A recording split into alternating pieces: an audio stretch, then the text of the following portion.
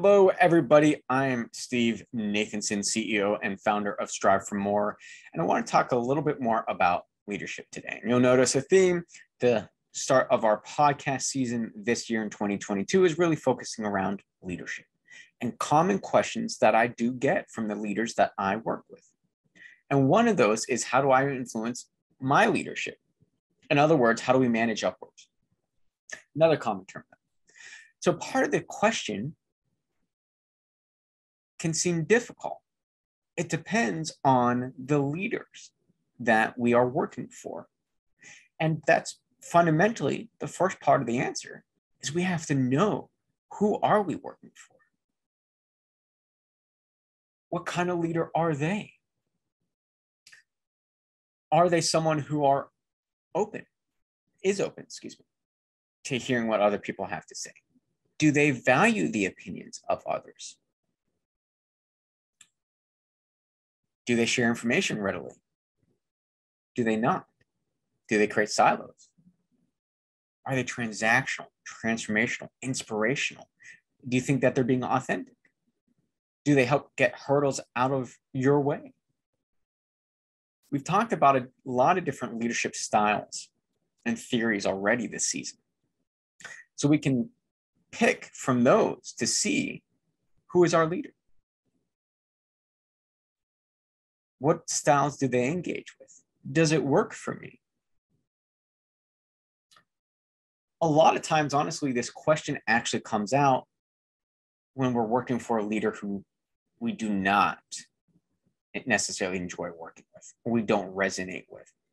Or other common scenario that the question comes out in is not really sure when to speak up. Maybe we are leaders for the first time, or kind of getting into a new role and feeling things out, and we're not quite sure yet how that's all going to pan out. That's another scenario that this question typically comes out in.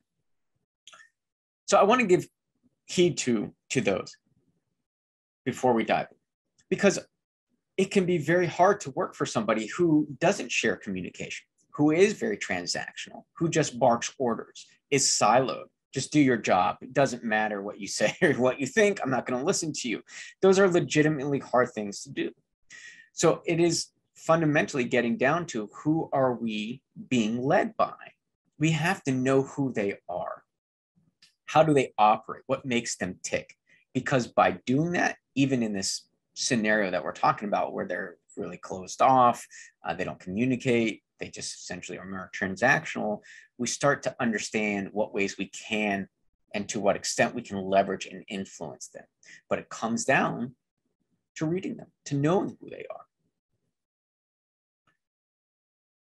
In addition to that, one thing that's universally true in sales that's applicable here is, we have to know what's in it for our customers.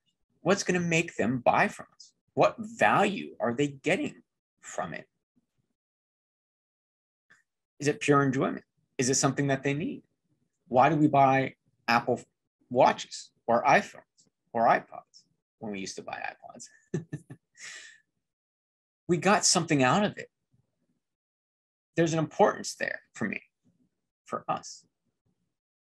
I have a Garmin watch because I do triathlons, and that works best for me versus, say, Apple Watch or Fitbit.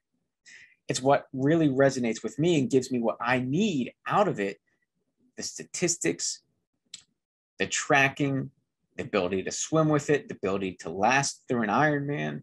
Those are all things that I weighed in my decision on what to buy. There was value in there for me. It's no different when we look at our leaders and the people who are leading us. What's in it for them? When we know what they value, we know what they're trying to achieve, then it makes it easier to speak to that and to start influencing them, because we know what they care about. And in the business world, another important element is the business case. We hear that a lot. What's the use case? What's the business case for this? Why would we shift, say, software? Why would we build out a new facility? What is it that's in it for us and that's going to drive the business to where it wants to go? It's no different when we talk about leaders. Fundamentally, who are they? What kind of leader are they? What's in it for them? What do they value? What are they trying to achieve in the business? And how do we speak to that? Those two critical elements, who they are and what they value, will help us pick our tactic and our approach to best influence them. Let's give a real world example. Let's say we are trying to develop a new branch in our business.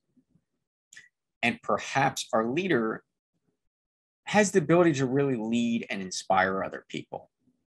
You know, they're really good at that, but maybe they've never, say, built a mobile application from the ground up. Maybe they don't know what it takes. They may think this is the right way. They may have explored some options, but perhaps us, who's directly under them, you know, maybe we've had stuff like that under our belt. We've built 5 or 10 of them, let's say, and we have that experience. So we may know what's really worked, what hasn't worked, mistakes to avoid that are maybe common mistakes right from the beginning, and we can shorten that cycle. To have the conversation with our boss, we need to understand what's the best approach. Are they somebody who values very direct and bluntness of, hey, this is the wrong direction, here's why, let's go this way? You know, that may work very well for them. It may not be. It may be more of that kind of questioning and planting within them a thought that will allow them to reach their own conclusion and walking them through it. So we have a softer, more questioning approach that we take. What we're doing is we're leveraging our knowledge of who they are, what resonates with them, and what's going to ultimately be where we collectively want to go, what's going to be in it for them. They obviously want it to be successful, let's assume, right?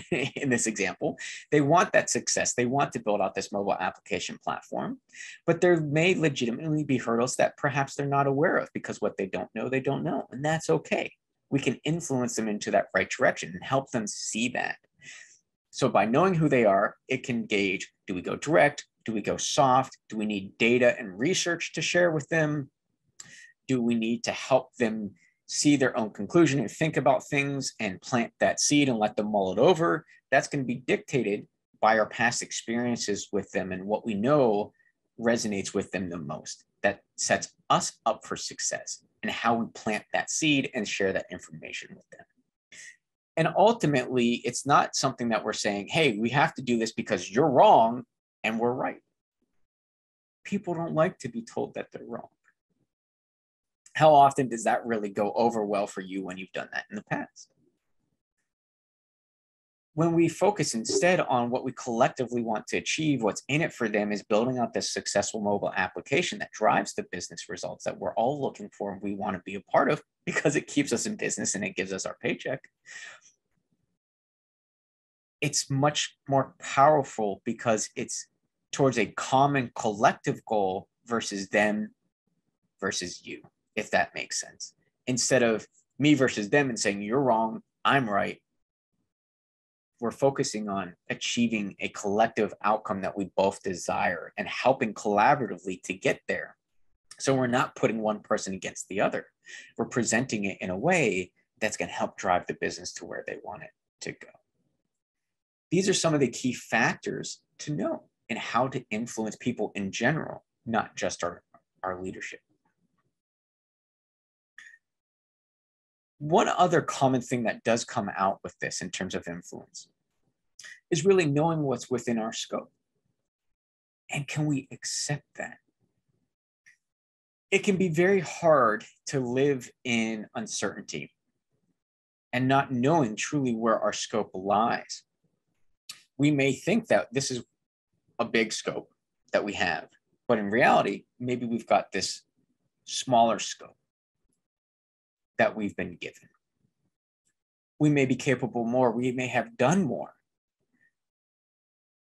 And that may drive us to want to go different routes in different ways. But part of our own questioning has to be? What truly is being asked of me? And can I accept that?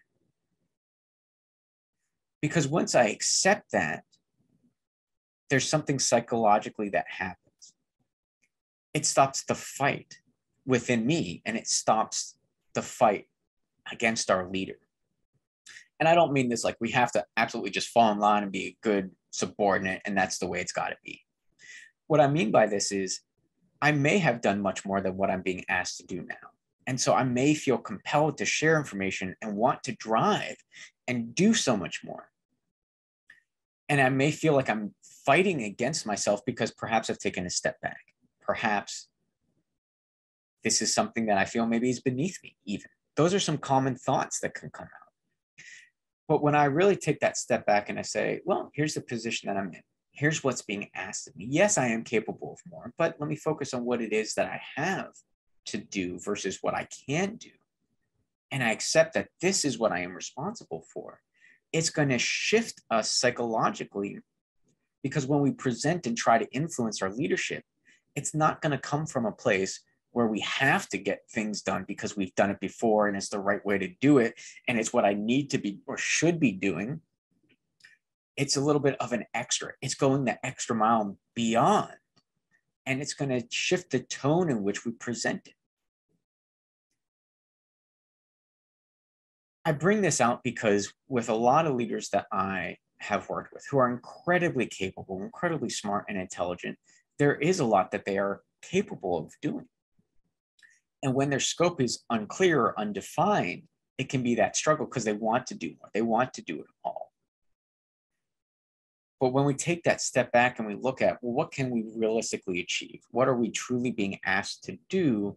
If I focus on that and I do a really good job at that, that's also going to give me a greater leg to stand on when I do have conversations with my management, my leadership, to be able to drive the direction in which they go and to influence them, because we have that proven track record. We're not constantly fighting and saying, hey, we should be doing this or we should be doing that. This is wrong. Why aren't we doing this? Those types of conversations plant the seeds of doubt. They create arguments, they create aggression, and they create an atmosphere where someone may not be willing to give us credence anymore and to listen to us. So by really accepting what it is that we are being asked to do and we're responsible for and shifting the psychology behind it, we not only are going to make ourselves happier and greater fulfillment is going to come of it, but we're also going to set ourselves up for greater success in influencing our leadership, because we're not just fighting them at every step of the way. We're doing what we're being asked to do, and then we're stepping beyond and going the extra mile and trying to take us to a greater place. It all comes down to the way we present it and the way we're thinking about it. Because if we're always fighting against ourselves, that's going to come across to others.